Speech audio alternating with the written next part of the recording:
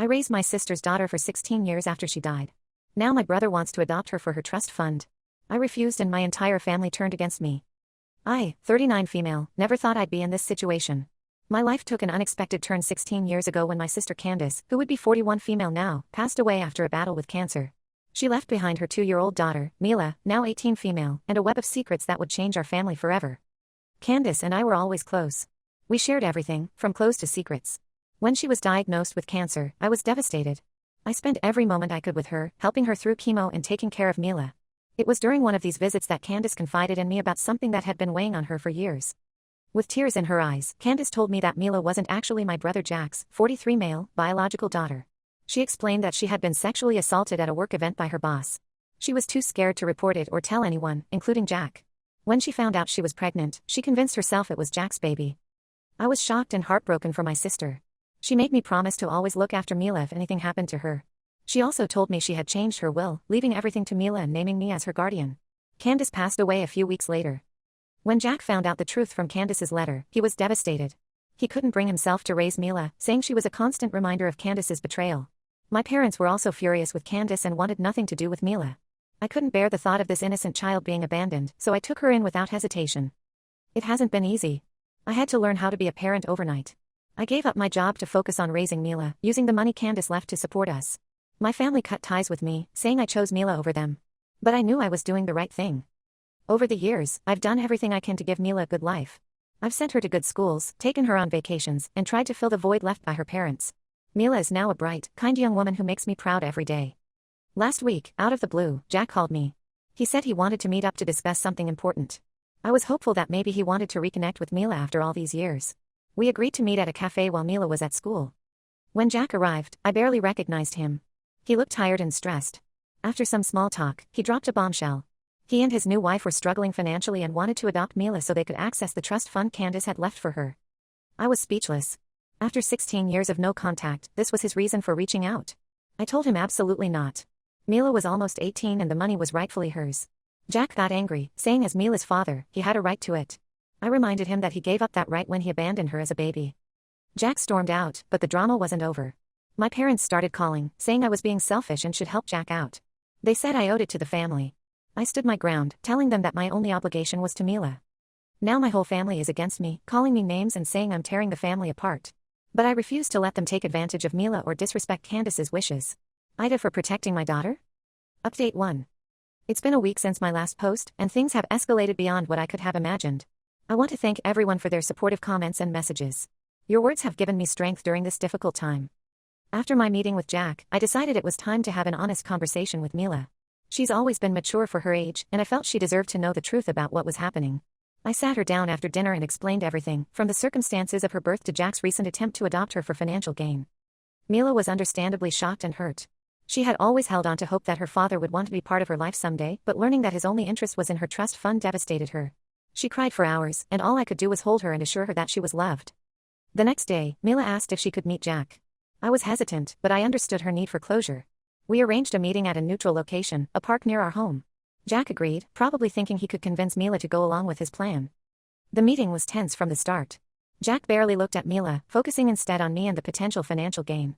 When Mila tried to speak to him, to ask why he had never been part of her life, he brushed her off, saying it was complicated. That's when Mila lost it. She stood up, looked Jack straight in the eye, and said, "I spent years wondering why my father didn't want me. Now I know it's because you're a selfish, heartless man who only cares about money. I'm glad you were never in my life. Aunt Sarah is more of a parent than you could ever be." Jack was stunned. He tried to defend himself, but Mila wasn't having it. She told him she wanted nothing to do with him and that he would never see a penny of her trust fund. Then she turned to me and asked if we could leave. As we were walking away, Jack shouted that we would regret this, that he would take legal action if necessary. I turned back and calmly told him that if he tried anything, I would make sure everyone knew about how he abandoned his daughter and only came back for money. The ride home was quiet, but I could see a weight had been lifted from Mila's shoulders. She thanked me for always being there for her and said she was proud to be my daughter. However, our family drama was far from over. The next day, I received a barrage of angry calls and messages from extended family members. Apparently, Jack had spun a tale of how I had poisoned Mila against him and was keeping him from his rightful inheritance. Most of the family sided with Jack, saying I was being cruel and unfair. Only my cousin Emma, 35F, reached out to offer support. She told me she had always admired how I stepped up for Mila and that she believed I was doing the right thing. Despite the family pressure, I'm standing firm in my decision to protect Mila and honor Candace's wishes. Mila is my priority, and I won't let anyone take advantage of her or her inheritance. Update 2. It's been a month since my last update, and the situation has taken some unexpected turns. I want to thank everyone again for their continued support and advice. About 2 weeks ago, I received a letter from a lawyer representing Jack. The letter stated that Jack was planning to contest Candace's will and sue for custody of Mila, despite her being almost 18. His claim was based on the fact that he was listed as Mila's father on her birth certificate and that I had alienated her from him. I was furious but also worried. Even though I knew Jack didn't have a strong case, the thought of going through a legal battle was daunting. I decided to consult with a lawyer of my own to understand our options. My lawyer assured me that Jack's case was weak. Given that he had voluntarily given up custody of Mila 16 years ago and had made no attempt to be part of her life since then, it was unlikely any court would rule in his favor. Additionally, since Mila was almost 18, her wishes would be taken into account. While this was happening, Mila was struggling to cope with everything.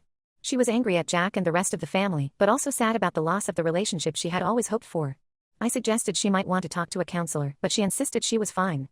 Then, something unexpected happened. Emma, my supportive cousin, reached out to me with some interesting information. She had done some digging and discovered that Jack's financial troubles were largely due to gambling debts. She also found out that Jack's new wife was pregnant, which explained his sudden desperation for money. Armed with this information, I decided to take a risk. I invited Jack to meet me one last time, without lawyers. Surprisingly, he agreed. When we met, I laid out everything I knew about his situation. I told him I understood he was in a tough spot, but that using Mila was not the solution. I reminded him of all the years he had missed with her and how much his actions had hurt her. To my surprise, Jack broke down. He admitted he had made a huge mistake in abandoning Mila and that he was ashamed of his recent actions. He said he didn't know how to fix things, but he knew suing us wasn't the answer. We talked for hours, and in the end, we came to an agreement. Jack would drop all legal action and write a letter to Mila explaining his actions and apologizing. In return, I agreed to help him find resources for his gambling addiction and to consider allowing him to slowly rebuild a relationship with Mila, but only if she wanted to. I left that meeting feeling cautiously optimistic. I knew we had a long road ahead, but for the first time in years, I felt like there might be a chance for healing in our family. Update 3. It's been 6 months since my last update, and I'm happy to report that things have calmed down significantly. Mila turned 18 last month, and we had a small celebration with close friends. It was a bittersweet moment, knowing that Candace wasn't there to see her daughter become an adult, but I could feel her presence in the room. As for Jack, he's been true to his word so far. He wrote a heartfelt letter to Mila, explaining his actions and taking full responsibility for his mistakes. He's been attending Gamblers Anonymous meetings and, from what Emma tells me, has been making progress in dealing with his addiction. Mila read the letter but wasn't ready to respond or meet with Jack. She's still processing everything that happened and is focusing on her studies as she prepares for college. I've made it clear to her that she's under no obligation to have a relationship with Jack if she doesn't want to. The rest of the family has been slowly coming around. My parents called to apologize for their behavior, admitting that they had been wrong to side with Jack without knowing the full story. They asked to meet Mila, and after some consideration, she agreed. The meeting was awkward but civil, and I'm hopeful that with time, we can rebuild some of those relationships. As for me, I'm adjusting to the idea of Mila going off to college soon. It's going to be strange not having her around all the time, but I'm incredibly proud of the young woman she's become. Candace would be proud too. Looking back on the past 16 years, I don't regret a single moment of raising Mila. It wasn't always easy, but it was always worth it. To anyone out there facing a similar situation, I want to say, trust your instincts, stand your ground, and always put the well-being of the child first. Family isn't just about blood, it's about love, commitment, and being there for each other no matter what.